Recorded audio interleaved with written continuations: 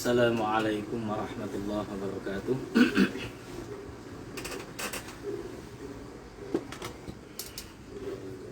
Bismillahirrahmanirrahim.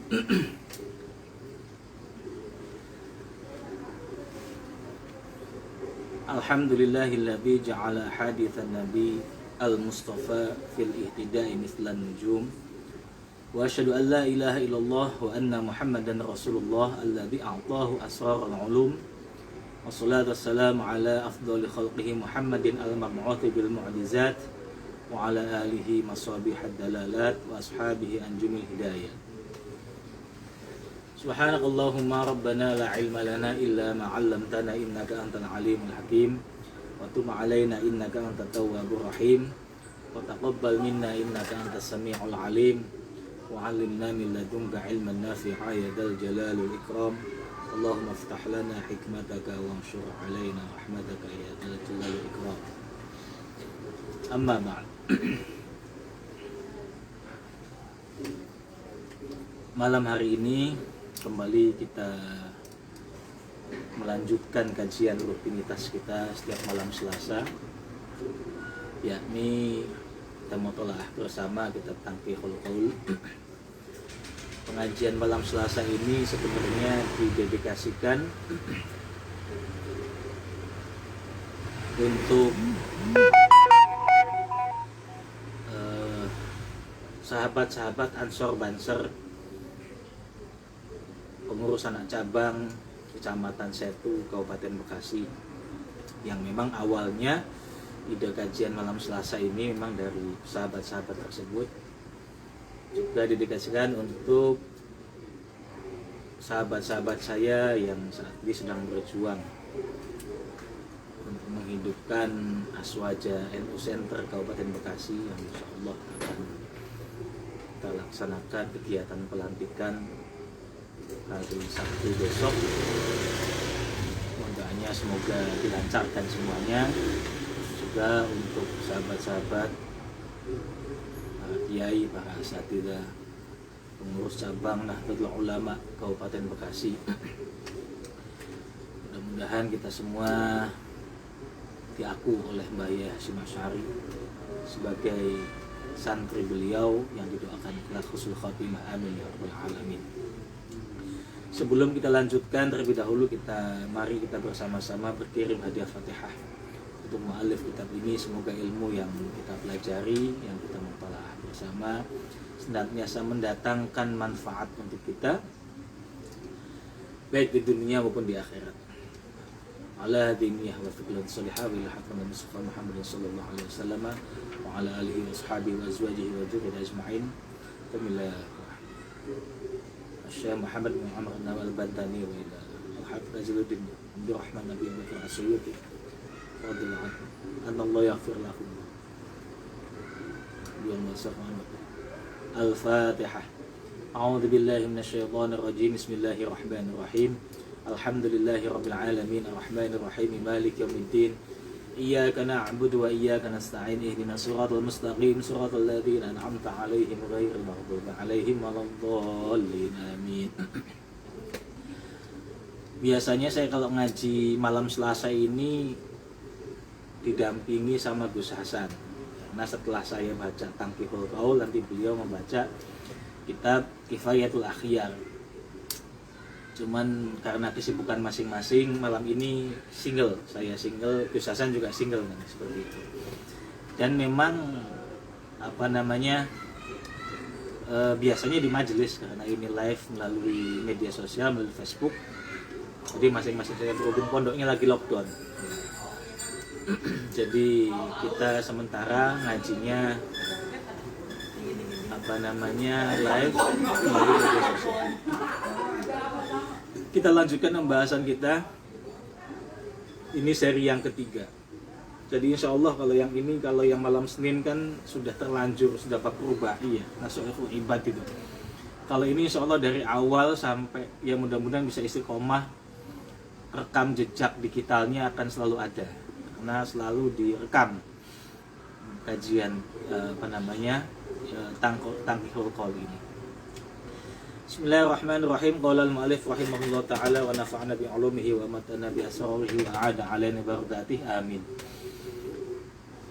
Bismillahirrahmanirrahim. Amma ba'du. Halaman 3. Ini masih halaman 3. Halaman 3 masih di atas lagi. Dikit-dikit lah ngajinya. Enggak usah ditarget. Yang penting rutin. Amma ba'du ay ba'da ma taqaddama, tegese sakwise perkara taqaddama kang wis dhisik upama. Setelah yang terdahulu. Apa itu yang terdahulu ya? Bismillah, alhamdulillah, wassalatu wassalamu ala rasulillah. Taqaddama. Fa ini maka sesungguhnya saya itu aradtu karep sapa ingsun, atau saya berharap an ajma'a untuk mengumpulkan. Saya berharap untuk bisa mengumpulkan apa yang dikumpulkan kitaban ing kitab lil akhbari, kedua piro-piro khobar ayil ahadis. Sudah maksud khobar itu adalah beberapa hadis an-nabawiyati kang bangsa kenabian. Ay al-mansubati tegese kang den nisbataken lin nabiyyi maring nabi, li anna karena setuhune al-akhbar iku aqwaluhu piro-piro pengendikane Nabi Muhammad sallallahu alaihi wasallam. Wal asari, ini wawunya ta'alluq kepada lil akhbar. Wal asari lan asar ay al mangkulati tegese kang den nukil, al marwiyati kang den riwayataken ay an Rasulillah tegese saking Rasulillah sallallahu alaihi wasallam. Jadi pengarang kitab ini memiliki rencana, memiliki harapan bisa mengumpulkan beberapa hadis yang dinisbatkan kepada Rasulullah Shallallahu Alaihi Wasallam. Nah, ini menarik, hadis itu menarik. Hadis kita kan mengenal hadis itu ada 3 kategori. Ada hadis yang sifatnya qauliyah, atau orang bisa mengenal sekarang sunnah ya, sunnah qauliyah. Kemudian ada sunnah fi'liyah, ada sunnah taqririyah.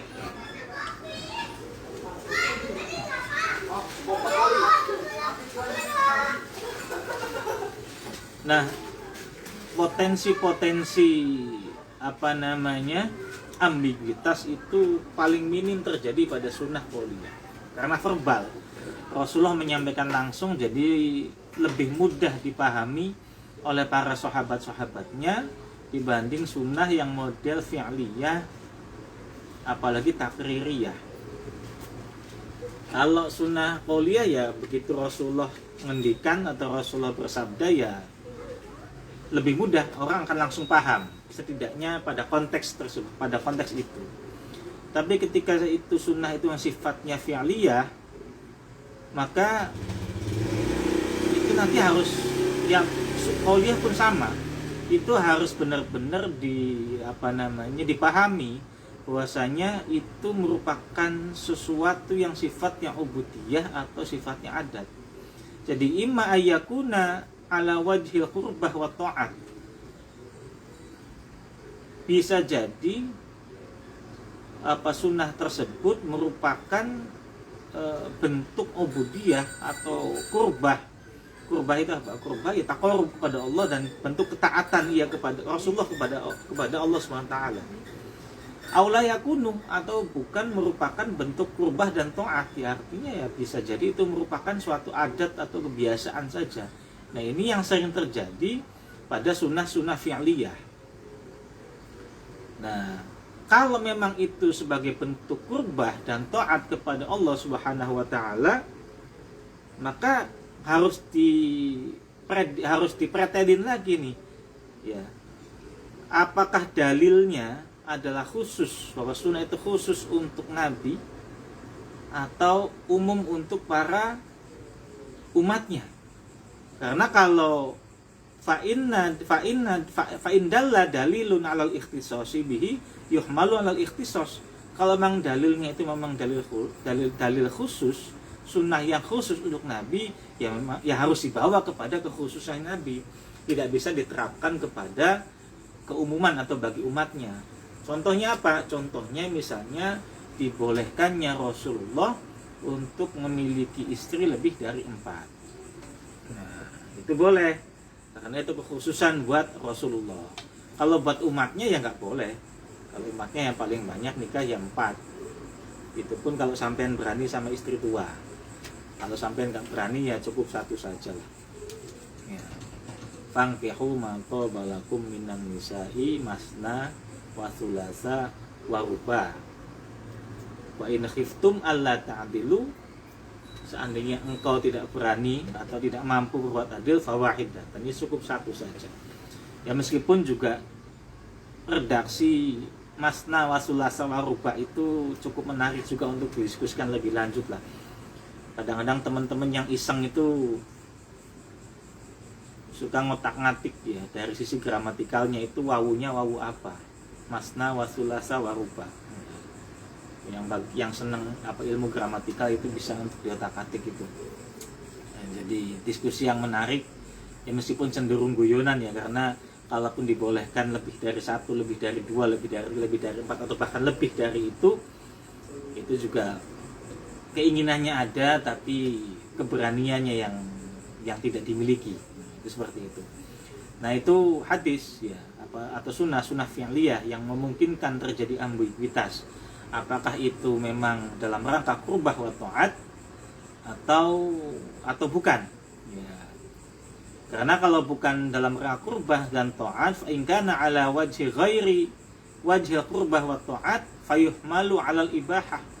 Kalau sunnah fi'liyah itu tidak dalam kerangka qurbah dan ta'at, tidak dalam kerangka ubudiyah, tidak dalam kerangka untuk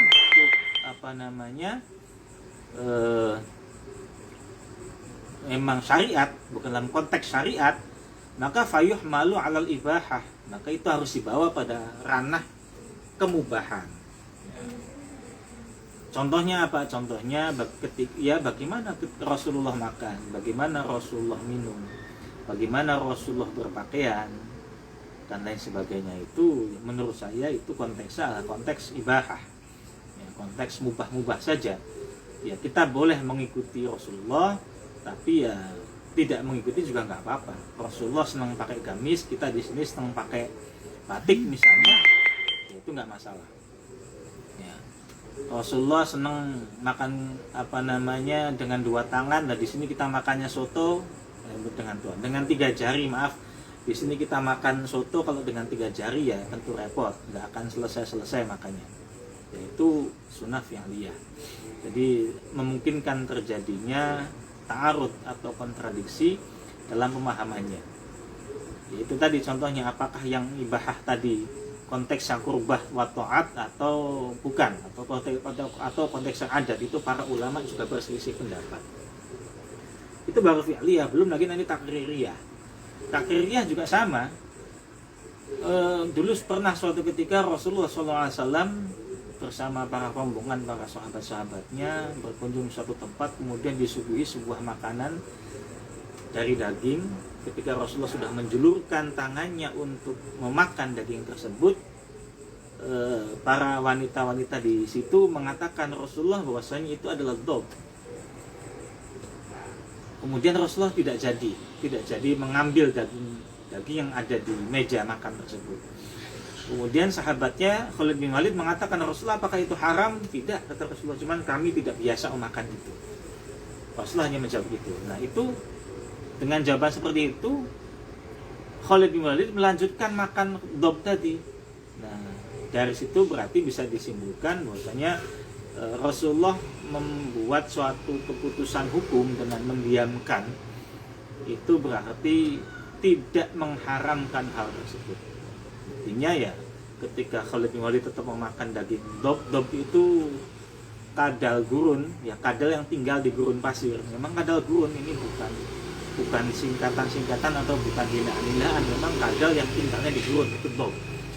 Ada orang yang mengatakan dob itu biawak, tapi ya tidak sama. Dob itu agak gepeng. Kalau biawak itu cenderung, atau kalau orang Jawa bilang gilik, kalau itu gepeng. Perutnya membesar gini, kayak gitar gitu perutnya, seperti itu dob ya.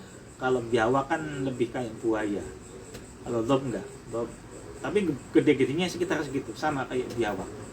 beda-beda dikit lah. Kulitnya juga ya sama, kulitnya keras kayak waktu itu. Dan banyak Rasulullah itu yang dalam konteks makanan Rasulullah banyak tidak mengkonsumsi. Ini dalam kitab, saya bawa kitab ini, Wasailil Usul ila Syama'ilir Rasul. Ini contohnya Rasulullah, wa kana sallallahu alaihi wasallam la yakulu jarad. Rasul tidak makan belalang. Walal kulyaten, Rasul tidak makan ginjal, jeroan itu tidak makan. Belalang tidak, padahal itu semua halal, tapi Rasul tidak makan. Wa kana sallallahu alaihi wasallam ya'afu dhab. Nah, ini tadi Rasulullah itu membolehkan dob, ya di sini saya artikan biawak, keliru, bukan biawak mestinya, ya dob kata gurun. Wattihal, membolehkan makan tihal itu limpa. Wala yuharrimuhuma, dan tidak mengharamkan baik dob maupun tihal tadi. Wa kana sallallahu alaihi wasallam la ya'kulu thum walal basol walal kuras. Rasulullah juga tidak memakan bawang putih, tidak memakan bawang merah, juga tidak memakan daun bawang. Nah, ini padahal kalau kita orang yang tinggal di Indonesia, lebih-lebih tinggal di Jawa, itu kan ini 3 barang ini seolah sebagai rempah-rempah yang wajib tersedia di dapur, ya, karena saking vitalnya. Ini Rasulullah tidak makan. Mengapa tidak makan? Min ajli annal malaikata ta'tihi wa annahu yukallimu Jibril. Karena Rasulullah tuh temennya malaikat, beda sama kita. Rasulullah kalau berteman sama malaikat, ngobrol sama malaikat, ya malaikat nggak suka bawa-bawa seperti itu. Ya, kalau kita kan karena nggak punya teman malaikat, ya bebas lah makan bawang, makan bawang putih, makan daun bawang, makan pete, makan jengkol, wis makan sembarang kalir lah, segala macam. Ya, itu bedanya kita sama Rasulullah. Nah, itu sekelumit tentang hadis. Ya, ini dikatakan bahwasanya Mus'annaf mengatakan beliau ingin mengumpulkan hadis-hadis, ya, dan athar bi isnadin dengan sanad sahihin yang sahih. Yang sahih yang ingin dikumpulkan. Ya, meskipun kemudian ini kan Syekh Jalaluddin Asyuyuti ingin sahih, tapi meskipun kemudian Syekh Nawawi Al-Bantani mengatakan dalam kitab ini ada beberapa hadis yang dhaif, yaitu lain perkara karena mungkin sudut pandangnya berbeda. Fasahihu mungko utawi sahih wa ya sahih iku ittisalu sanaduhu. Wa ya sahih iku ma perkara ittisal ittasala kang nyambung. Makanya tadi enggak kebaca. Ittasala kang nyambung apa sanadu sanadema wa adalat lan adil apa naqalatu wong kang nukilna. Wal isnadulan isnad huwa isnad iku hikayatu tariqil matni, ceritane dalane matan. Wasanadulan sanad huwa isnad iku tariqun iku at-tariqu dalan al-mausilatu kang nekaake ilal matni maring matan. Faqauluka mongko ngucap sira akhbarona awe khabarna ing kita sapa fulanun fulan. Ilal akhiri maring akhire sanad iku isnadun isnad.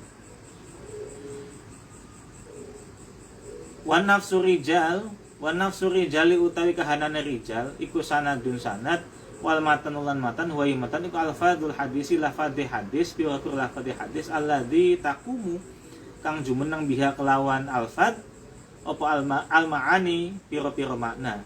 Wa qala lan dawu sapa ibnu jamaah wa utaimatan iku ma perkara yantahi kang tumeka ilahi maring ma apa ghayatu sanad dikatoke sanad afada wa faida dalika ing mengkono mazkur sapa Ibrahimu Asy-Syabrahiyati.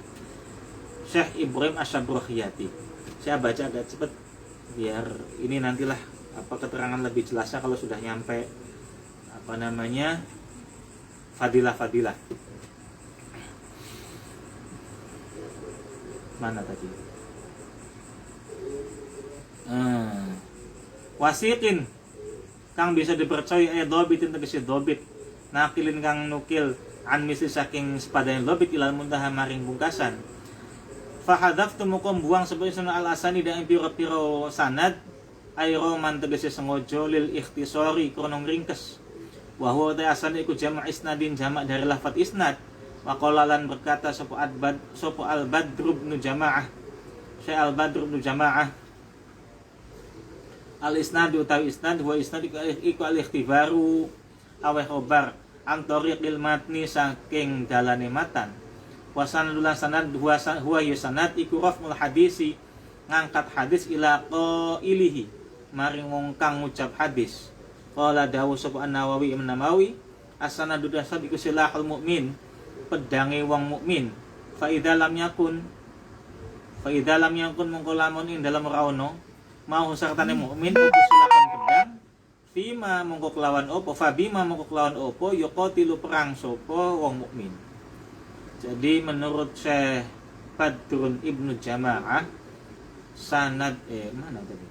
Menurut Syekh Nawawi, sanad itu adalah ibarat pedang yang sangat penting digunakan oleh orang mukmin ketika berperang.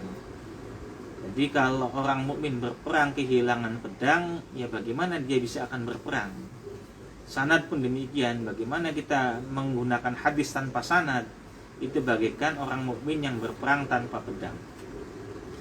Wa qala lan berkata sapa Asy-Syafi'i, Imam Syafi'i radhiyallahu anhu, radhiya mudah-mudahan meridhai sapa Allah anhu kepada Imam Syafi'i, alladzi utawi wong yatlubu kang nyuper sapa ladzi al hadis ing hadis bila sanadin kelawan tanpa sanad. Orang yang menggunakan atau mencari hadis tanpa sanad diibaratkan oleh Imam Syafi'i kahati bilailin, sebagaimana orang yang mencari kayu bakar di waktu malam. Yatahammalu yang membawa sapa hatib tadi hatib bilail al-hataba ing kayu wa filan iku ing dalem hatib bilail af'a utawi ulu wa huwa utawi hatib bilail iku la yadri ora weruh sapa hatib bilail.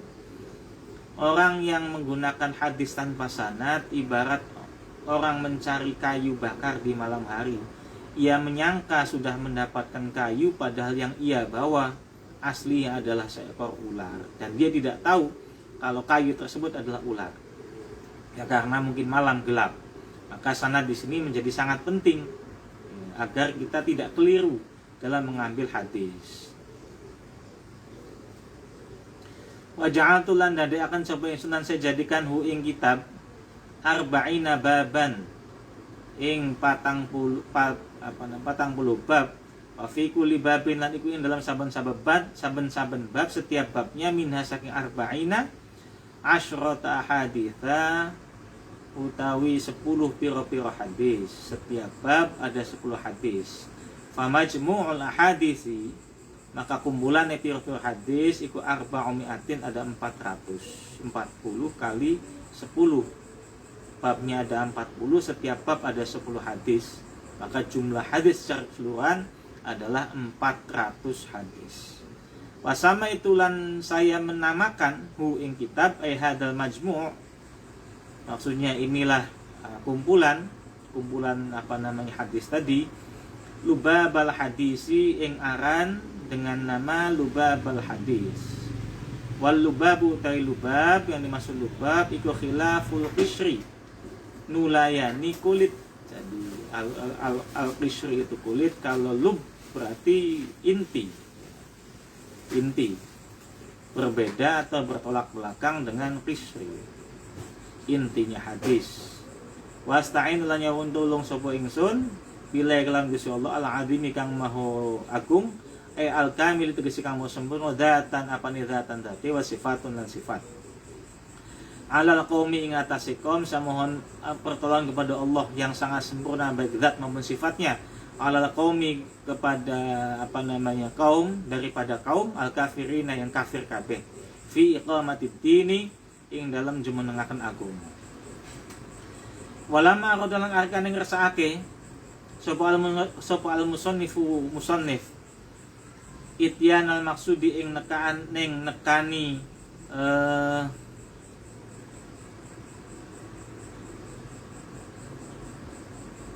yang nekani kang den tuju ata mengko nekani awalan yang dalam kawitane bil abwabi kelawan piro-piro bab al arba'in kang 40 ala sabilis sardi ing atase dalan kang bersinambungan, ing atase arah kang berkesinambungan liyakuna supaya ono iku unwanan dadi judul lihadal kitabi ono apa arba'ina lihadal kitabi maring ikilah kitab tashilan supaya gampangaken lil mutanawilina kedue wong kang mutanawil itu apa? Mengambil, saling mengambil kabeh. Faqala mongko dawuh al-babul awwal mongko dawuh musannif al-babul awwal utai bab kang pertama fi fadilatil ilmi wal ulama'i, di dalam menceritakan tentang fadilahnya atau keutamaannya ilmu dan ulama. Nggak apa-apa, cepet dulu ya, biar nanti pembahasan lebih santainya pada saat kita membahas tentang fadilah-fadilah di setiap bab. Qala ta'ala, qala berkata subhanahu wa ta'ala, falaula nafaru min kulli firqatin minhum ta'ifatan liyatafaqahu fiddin. Ini contoh dari bab pertama, diambil dari ayat Al-Quran. Ini surat apa? Surat Al-Baqarah kalau nggak salah. Falaula nafaru min kulli firqatin minhum ta'ifatan liyatafaqahu fiddin. Wal babu tsani, lan bab yang kedua fi fadilati la ilaha illallah. Bab yang kedua menerangkan tentang fadilah atau keutamaan la ilaha illallah. Nah, ini la ilaha illallah ini penting ini. La ilaha illallah ini penting sekali. Makanya kalau dalam sebuah hadis dikatakan man kana akhiru kalamihi la ilaha illallah dakhalal jannah. Barang siapa yang di akhir hayatnya ia mengucapkan la ilaha illallah dakhalal jannah, maka ia akan masuk surga. Jadi kunci surga, miftah, kunci itu miftah ya, isim alat. Miftahul jannah, kunci surga itu la ilaha illallah. Makanya kalau kita sering ikut berjanjian ya, maulidan itu kita maulid kan di sana dikatakan miftahul jannah la ilaha illallah, miftahul jannah la ilaha illallah, la ilaha illallah Muhammadur Rasulullah. Miftahul jannah, kunci surga itu la ilaha illallah, lafaz la ilaha illallah, la ilaha illallah Muhammadur Rasulullah. Maka ya kalau kita mau bisa mengucapkan la ilaha illallah di akhir hayat kita, ya mestinya kita sudah melatihnya dari sekarang dengan sering berzikir, melafadzkan la ilaha illallah setiap saat, setiap waktu. Qala berkata, siapa yang berkata? Al-Fakhrur Razi, Syekh Fakhrur Razi.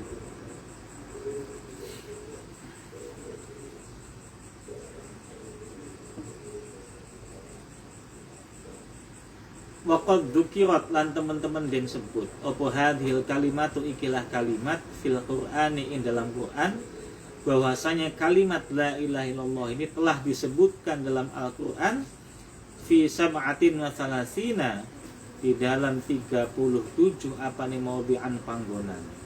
Ada 37 tempat di mana la ilaha illallah ini disebutkan. Di sini diterangkan, ternyata detail sekali. Ya, detail sekali kita ini. Ini padahal masih muqaddimah, masih pembukaan.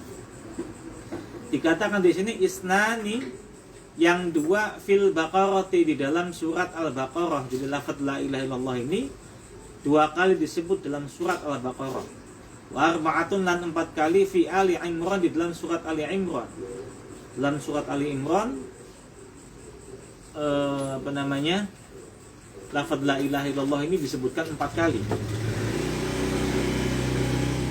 Dalam surat Al-Baqarah tadi 2 kali, Ali Imran 4 kali, wa wahidun fin nisa'i, dan 1 kali dalam surat An-Nisa, wasnani fil an'ami, 2 kali dalam surat Al-An'am, wa wahidun fil a'rafi, 2 kali dalam surat Al-A'raf, wasnani fit taubati, 2 kali dalam surat At-Taubah, wa wahidun fi Yunus, 2 kali dalam surat Yunus, wa fi Hudin, dan surat Hud berarti wa wahidun fi Yunus wa fi Hud, wa fi Ra'ad, wa fi Nahl, 1 kali disebut dalam surat Yunus, surat Hud, surat Ra'ad, surat Nahl. Wa salasatun, dan 3 kali fi Toha, dalam surat Toha. Wasnani, dan 2 kali disebutkan fil Anbiya, dalam surat Al-Anbiya. Wa wahidun disebutkan 1 kali fil Mu'minin, dalam surat Al-Mu'minin. Wa fi Naml, dan surat An-Naml juga 1 kali. Wasnani disebutkan 2 kali fil Qasas, dalam surat Al-Qasas. Wa wahidun disebutkan 1 kali fi Fatir, dalam surat Fatir. Wa fi Sofat, dalam surat As-Sofat. Wa fi Zumar, dan juga 2 kali dalam surat Az-Zumar. Wa salah satu disebutkan 3 kali fil Mu'min, dalam surat Al-Mu'min. Wa wahidun, 1 kali disebut fi Dukhan, dalam surat Ad-Dukhan. 1 kali disebut dalam wa fi Muhammad, dan surat Muhammad. Wasnani disebutkan 2 kali fil Hashr, dalam surat Al-Hashr. Wa wahidun disebutkan 1 kali fit Taghabun, dalam surat At-Taghabun. Afil Muzammil, dan disebutkan dalam surat Al-Muzammil 1 kali. Ini lafaz la ilallah banyak sekali disebutkan, 37 kali disebutkan dalam Al-Quran. Sampai cari aja nanti itu di apa namanya, di surat-surat yang tadi pasti ada lafaz la ilaha illallah. Wal babu salisan, bab yang ketiga, fi fadilati bismillahirrahmanirrahim, di dalam fadilahnya atau menerangkan keutamaan fadilah lafaz bismillahirrahmanirrahim. Ini bismillahirrahmanirrahim juga luar biasa, fadilahnya banyak sekali. Dalam sebuah hadis dikatakan, waqad qala, sudah bersabda sallallahu alaihi wasallam, la yuraddu du'a'u awwalu, la yuraddu ora den tolak apa doa awal kang utawi kawitan doa iku bismillahirrahmanirrahim, lafaz bismillahirrahmanirrahim. Doa apapun tidak akan ditolak jika kita awali dengan bismillahirrahmanirrahim. Maka dalam hadis ini dikatakan, kullu amrin dhibalin la yubda'u bismillahirrahmanirrahim fahuwa aqta. Bahwasanya segala perbuatan baik yang tidak diawali dengan bacaan bismillahirrahmanirrahim fahuwa aqta, maka dia akan terputus dari apa? Dari rahmatnya Allah Subhanahu wa taala. Dalam riwayat lain, ay qalilul barokah, maksudnya ya tidak mendapatkan keberkahan, kalaupun dapat ya sedikit. Maka penting bagi kita untuk senantiasa membiasakan diri melafadzkan bismillah dalam segala hal yang kita anggap sebagai suatu kebaikan. Bahkan dalam hal yang mungkin mubah-mubah saja, contohnya minum, mau minum. Ini kalau di kamera kayaknya sampai ke tangan kiri, padahal tangan kanan ini. Karena kamera depan jadi kelihatannya yang kanan jadi kiri. Bismillahirrahmanirrahim.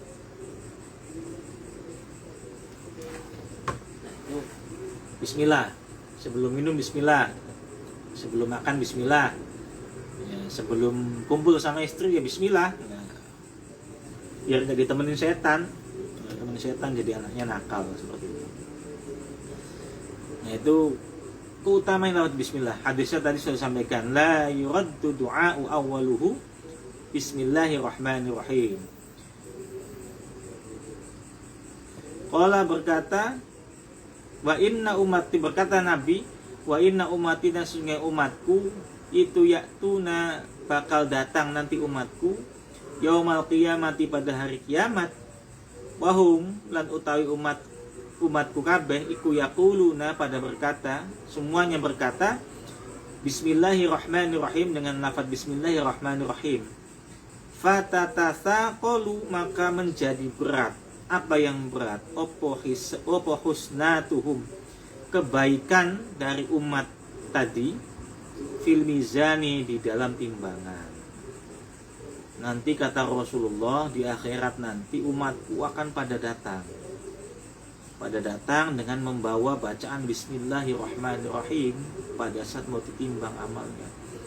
Maka ketika ditimbang, bacaan bismillahirrahmanirrahim itu seketika bisa menambah berat amal kebaikan kita, ya, luar biasa. Fatakulu moko podo ngucap podo takon sopo al-umam, maka yang lain, umat yang lain bertanya, fatakulu al-umamu, fatakulu moko podo takon sopo al-umam, umam itu jamak dari umat. Pada bertanya umat-umat yang lain, ma rojaha mawazina ummati Muhammadin, apa yang membuat timbangan umat Nabi Muhammad itu menang? Katanya seperti itu, kurang lebih seperti itu arti letterleknya, arti bebasnya. Ma utawi opo rojaha menangake mawazina ummati Muhammadin ing piro-piro timbangane umat Muhammad sallallahu alaihi wasallam. Fatakulu maka kemudian menjawab sebuah anbiya nabinya umam tadi, lahum kedua umam, kana ono opo mubtada'u kalami ummati Muhammadin, kawitane ucapane umat Nabi Muhammad. Kata nabinya, umat-umat nabi yang lain mengatakan bahwasanya umat Nabi Muhammad itu di awal kalimatnya itu ada salah satu asma'in, ada 3 nama min asma'illahi, dari nama-namanya Allah Ta'ala Mahaluk Allah Al-Kirami yang mulia. Jadi bismillah kan ada 3 nama, ada bismillah Allah, Ar-Rahman dan Ar-Rahim. 3 nama itulah yang menjadikan timbangan umat Muhammad nanti di akhirat itu lebih hebat daripada timbangan kebaikan umat-umat nabi-nabi terdahulu. Masya Allah, umat Muhammad. Makanya malaikat pada enggak cuman umat nabi yang lain, malaikat aja heran.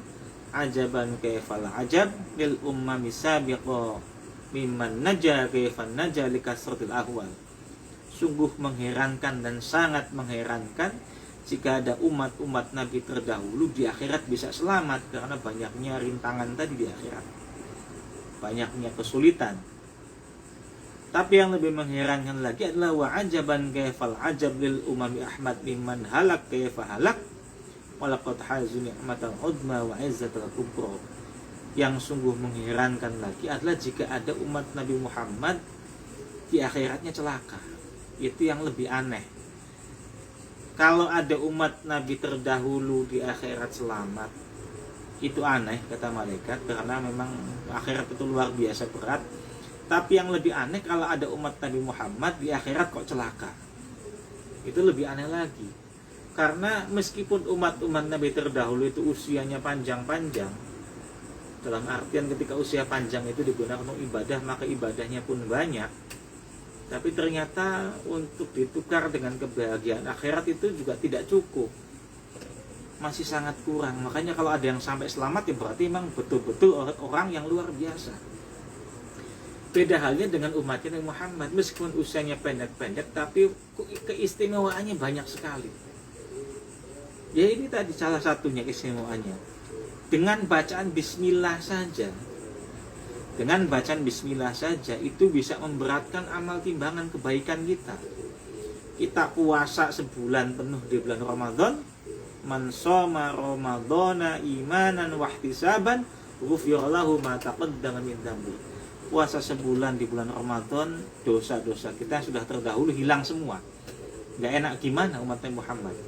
Puasa sebulan, dosa hilang. Baca bismillah, timbangan amal kebaikan jadi berat.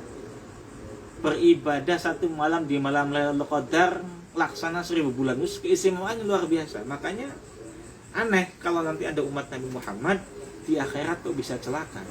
Apalagi kita masih punya senjata pamungkas, yaitu berupa syafaat dari Rasulullah SAW. Maka harusnya kita semua mudah-mudahan kelak masuk surga sebagaimana yang telah dijanjikan oleh Rasulullah, kullu ummati yadkhulul jannah. Semua umatku bakal masuk surga illa man aba, kecuali yang tidak mau saja. Kalau kita mau ya harusnya masuk surga. Yang tidak mau itu siapa? Sahabat bertanya, faman ya'ba Rasulullah, siapa yang tidak mau itu? Man ata'ani dakhalal jannah wa man asani faqad aba. Orang yang taat kepadaku pasti masuk surga. Orang yang asoni, yang membangkang, yang maksiat kepadaku, faqad aba, maka dialah yang membangkang. Ya mudah-mudahan kita semua termasuk golongan umat Nabi Muhammad yang senantiasa taat dan mengikuti sunnah-sunnah beliau, sehingga kelak di akhirat kita dikumpulkan bersama beliau dan tentu saja mendapatkan syafaatul uzma darinya, amin ya rabbal alamin. Nah ini umat Nabi terdahulu sampai heran, kok bisa ya umat Nabi Muhammad itu timbangannya bagus-bagus, timbangan amal bagusnya kok berat-berat. Kita ini kok hidupnya udah lama ya, di dunia udah beribadah tapi kok segini-gini aja. Nah ini kebanggaan kita sebagai umat Nabi Muhammad SAW. Lawu diat seandainya ditaruh dan selehaken fi kafatil mizaniin dalam epe-epe mizan timbangan. Wawu diat dan diselakan sayiatul kholqi, opo sayiatul kholqi keeleane keburukan makhluk jami'an halis kabeane fil kafatil ukhra di dalam epe-epe liane. Jadi timbangan itu kan kalau timbangan zaman dulu itu kayak apa? Kayak simbol apa? Simbol ini. Nah, ini misalnya ada tongkat di atas, terus ada ininya, ada besinya, kemudian masing-masing ada ini, ada apa ya? Ya piring, kayak piring itu epe-epe kafatul mizan itu ya kayak piring itu bentuknya di sini, di kanan dan di kiri.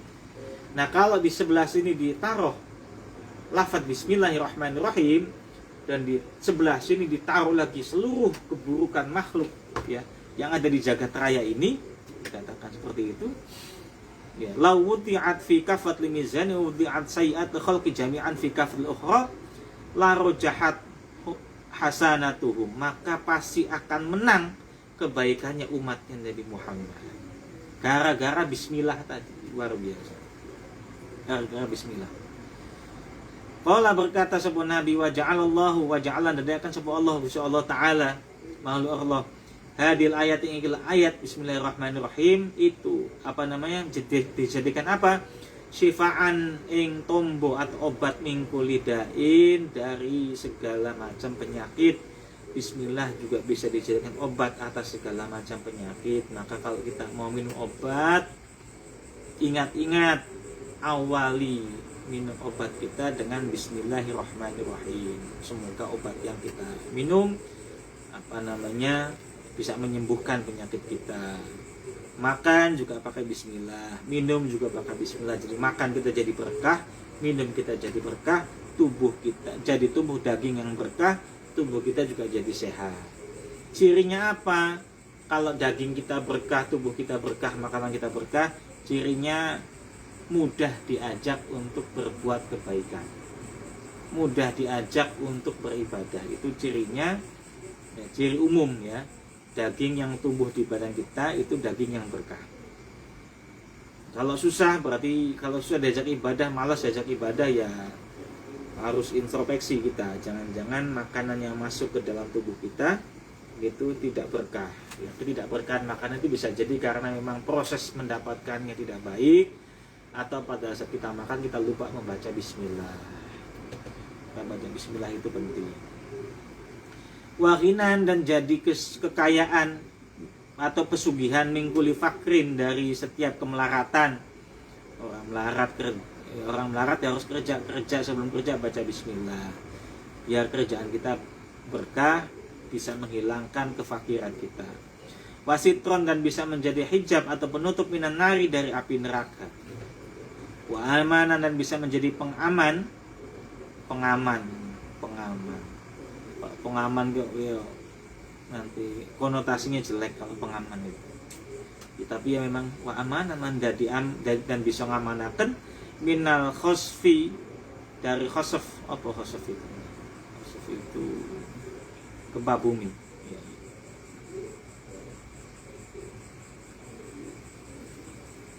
Minal khosfi dari khosf wal maski dan perubahan bentuk wal qadfi dan hujan batu. Madamus lagi langgeng sopo umat ala qiraatiha ingatase membaca bismillahirrahmanirrahim. Masya Allah, ini baru bismillah saja dan ini baru apa namanya pembukaan bab. Ini baru fadilah, sebagian kecil fadilah bismillahirrahmanirrahim.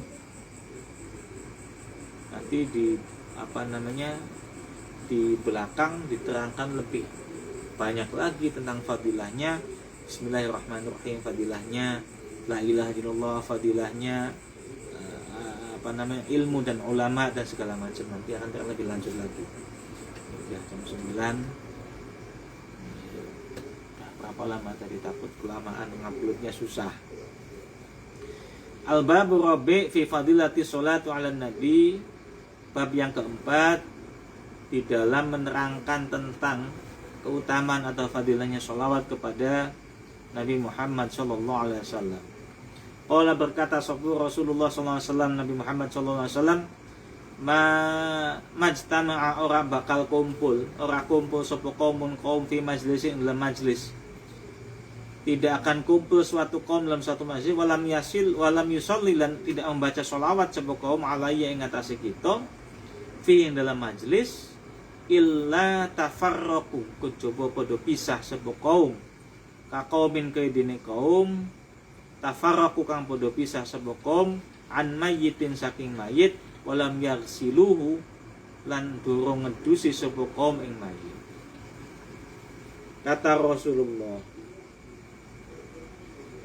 bahwasanya orang-orang yang berkumpul dalam suatu majlis tapi tidak membaca sholawat kepada Nabi, kemudian ia berpisah atau bubar dari kumpulannya, itu sebagaimana orang yang berkumpul untuk menghormati jenazah tapi jenazahnya tidak dimandikan. Ya berarti ada yang kurang, ya, rukunnya ada yang kurang. Jadi kalau kumpul-kumpul ya mesti kita membaca sholawat kepada Nabi. Diawali sholawat, diakhiri juga dengan sholawat. Tapi kalau sudah kumpul jangan cepat-cepat baca sholawat. Kalau sholawat pembuka sudah dibacakan, ya jangan cepat-cepat dibacakan sholawat yang berikutnya. Karena kebiasaan kita ini kalau sudah baca sholawat Allahumma sholli ala Muhammad terus bubar. Apalagi beseknya sudah di depan masing-masing. Ini makanya harus lihat-lihat situasi dan kondisinya. Ya. Jadi sholawat akhirnya ya nanti saat akhirnya. Kalau memang sudah waktunya pulang baru dibaca sholawat. Takutnya ini beseknya belum datang udah baca sholawat kan repot. Mau pulang ragu-ragu beseknya belum datang.